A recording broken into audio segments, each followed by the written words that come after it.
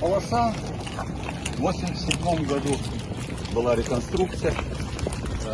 Длина его 3640 метров, ширина 62,5. Принимал все типы без ограничений по удельной нагрузке. И 5 рулежных дорог, 5 которых тут сруливают, и 2 магистральные.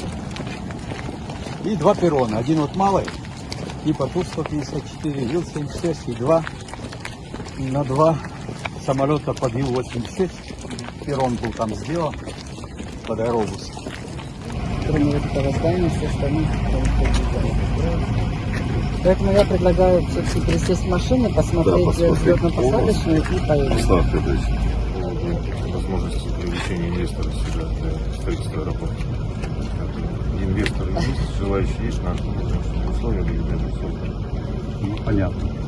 Мы на это очень надеемся, 30 лет ждем. Главное, чтобы будет Да, без этого никак нельзя, понятно, что это делать. Они готовы к ходу.